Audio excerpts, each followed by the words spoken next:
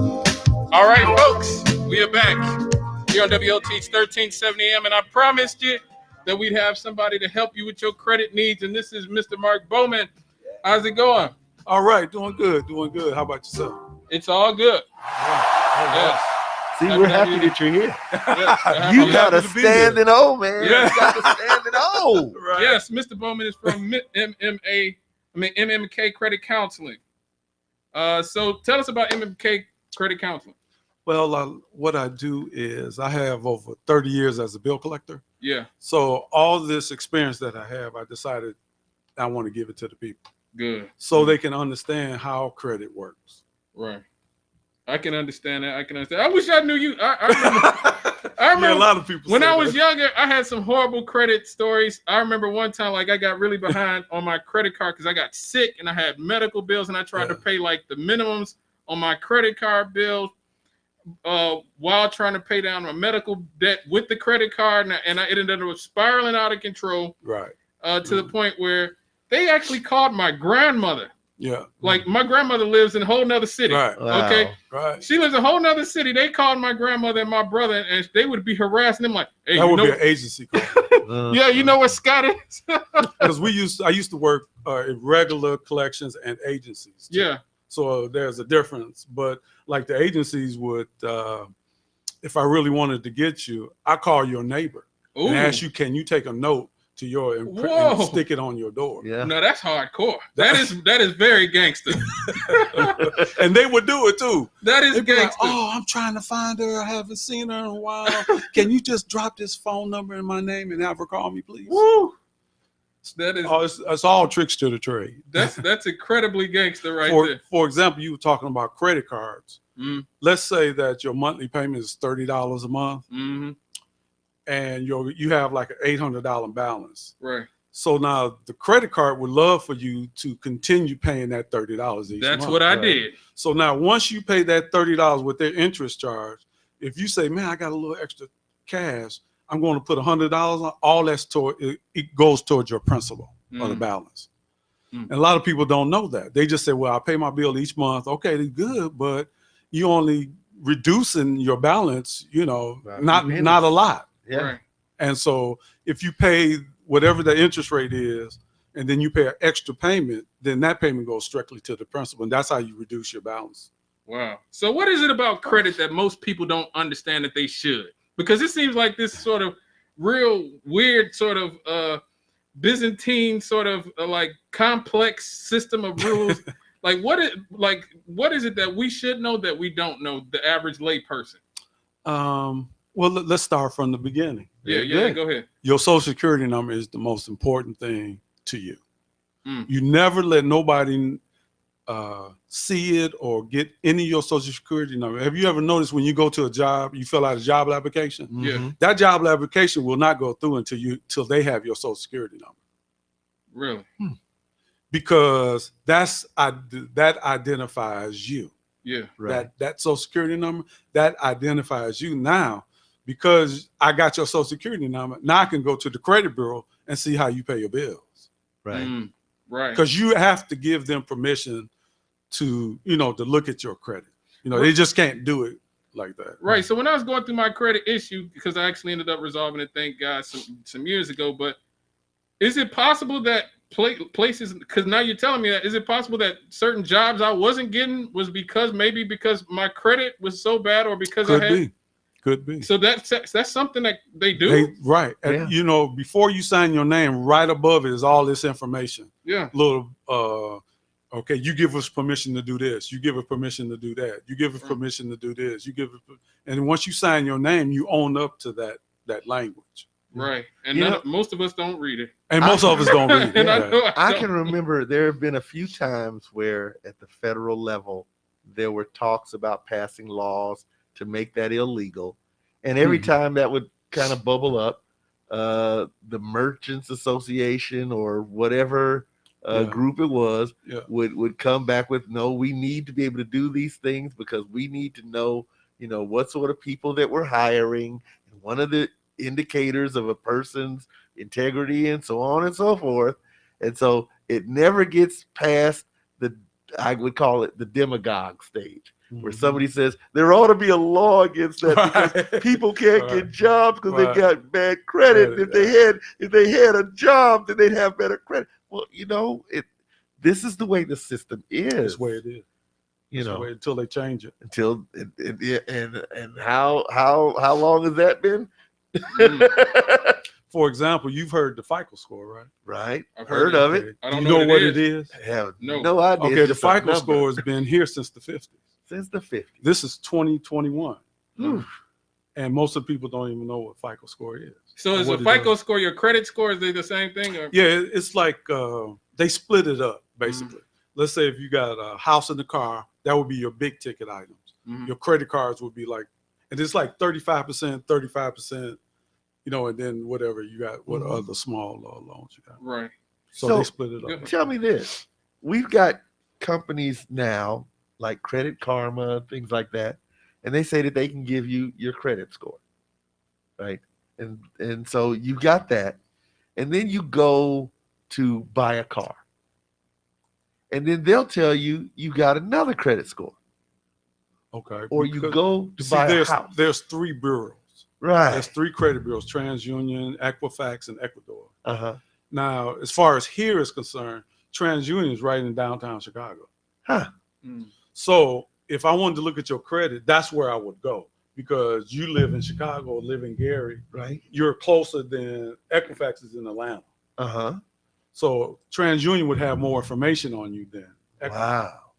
Wow. So, but why is it that these scores will be so different? Because people will think, well, wait a minute, I just did it on my phone, and the phone said I had 680, and you're saying I've only got 620, so I can't buy that car. Right. Well, we can put you in this car right here, but I want that car. Right. But let's say the car company wants to look at your credit, and he doesn't look at TransUnion. He looks at Ecuador. Maybe it's cheaper to buy it to look at, but they won't have all your most of your information. There. So that could be where they make a decision on a place that's in Atlanta, Georgia.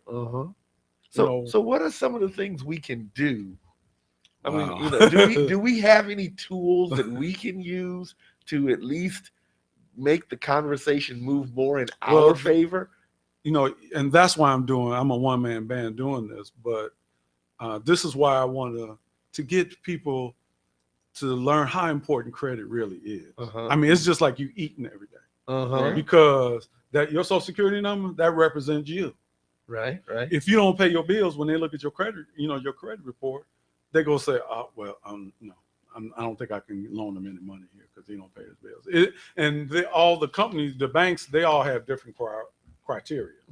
So, Chase might be different than Harris or something. Right. Of how they loan money out to people. Right. So it just depends on that. So here's a kid who's graduating from high school. She's got her beautiful diploma from Westside Leadership Academy. She feels great about herself. Okay. And she's even got a few scholarships. Okay. She's doing pretty good. Okay. Maybe she takes out, small student loan, paper books or something. Okay. Alrighty. So now here she is, nice young adult. What's the first thing she should do after she finishes throwing her hat in the air, packs her clothes to go down to Purdue? What's the next thing she should be doing? Eventually, you're going to have to establish credit. Eventually. So you can go like to a furniture store, let's say buy a lamp, buy a couch or something, and establish credit that way, because it's not a lot of money. So let's say $100 or $200, and they say your payment's $15 a month. Well, you pay that, then pay it off, then get something else. And pay it off. See, what they're looking for is your history. That's what they're looking at. They want to see, when you order something, did you welch on the deal? Did you pay it in full? Or how did you actually pay your bills? Because they can't look at you. Right. The banks don't know who you are or anything, so they can only go by your score. Right. They want to say, okay, well, let's check his history. Let's see what kind of history this guy's got.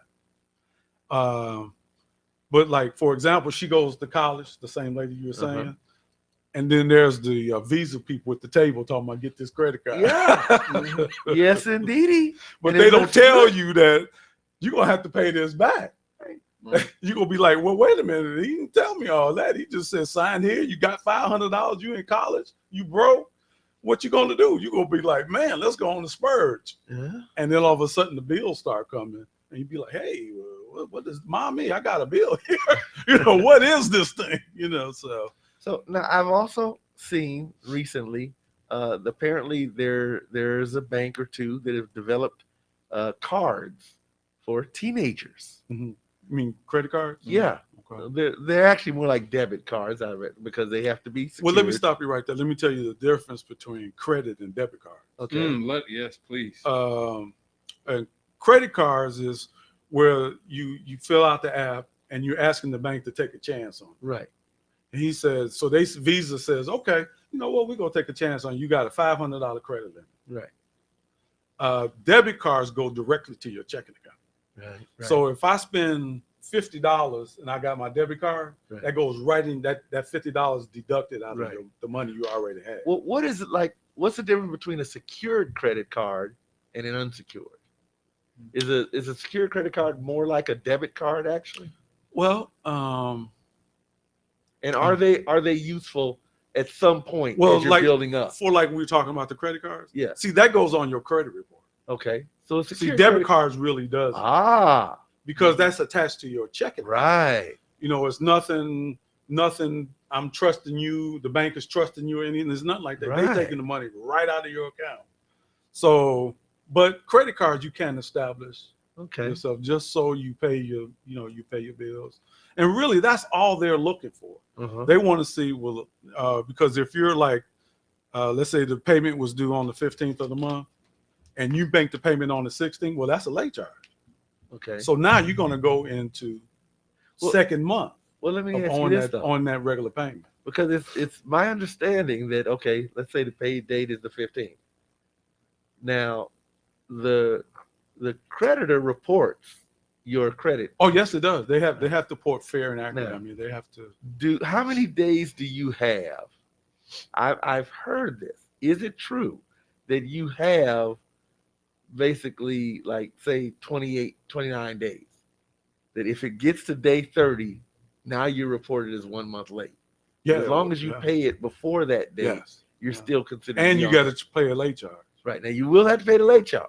Mm-hmm. And I don't feel like giving away, throwing good money after bad. Yes. Right. But as long as you get it before that 30-day, you've maintained a good pay. We got a caller. We got some.